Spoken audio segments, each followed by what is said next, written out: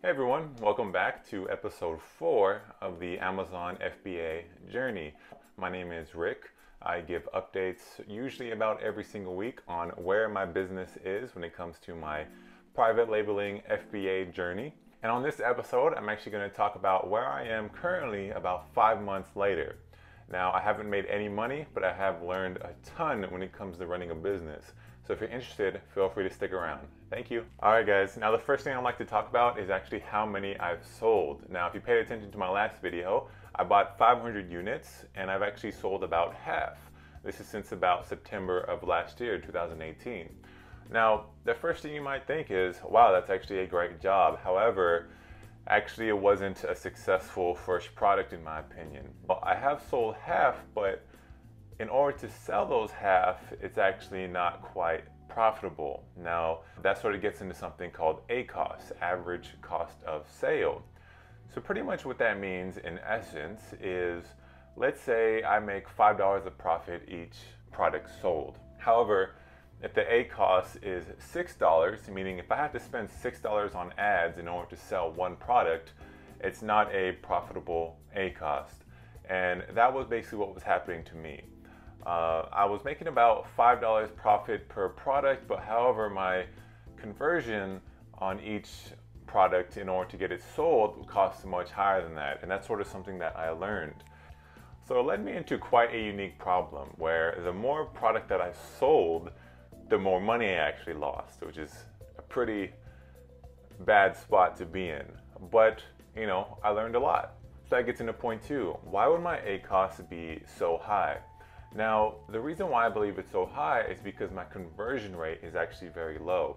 Now, if you're new to Amazon, you can actually navigate to your business reports and you can see how many people are actually getting to your listing, and from that amount of people, how many people are actually buying a product. This would be your conversion rate. Now, my conversion rate was relatively low. It was about 5 to 7%, which is pretty terrible.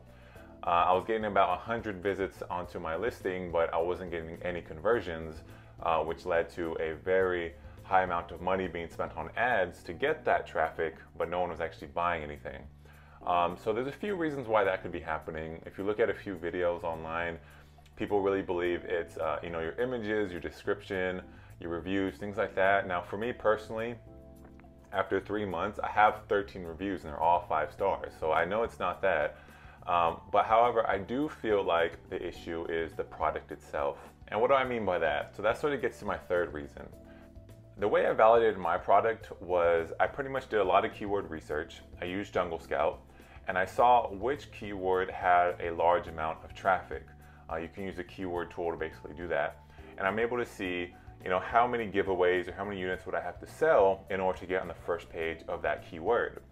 Now, I pretty much found the keyword I wanted. I found the product I wanted. However, I feel like the issue is that the color of the product is sort of what made my conversion so low. And basically what I mean by that was I picked neon colors for this product. I don't know why. It was just sort of something that this is different. Let me go ahead and try this. And what I'm finding is that you shouldn't be too different. There's a reason why only black is going to sell, right? Most people are looking for black in a particular item. That's the most popular color. So me, I introduced a product for a good keyword that I knew I would be able to rank for, but I introduced a color that nobody's going to want. So they get to my listing via my sponsored ads. They look at the color and they find, well, I don't really want this, and they go to another listing. So that's sort of what I really believe was the issue. And there's a few reasons why I think that. Mainly, it's people just telling me. In my experience, I've been able to give a lot of product away in person. People give me their opinion, and also in my reviews, people have let me know that if there was more mature colors like black or dark blue, they would most likely buy. That's actually what brings me to my next step.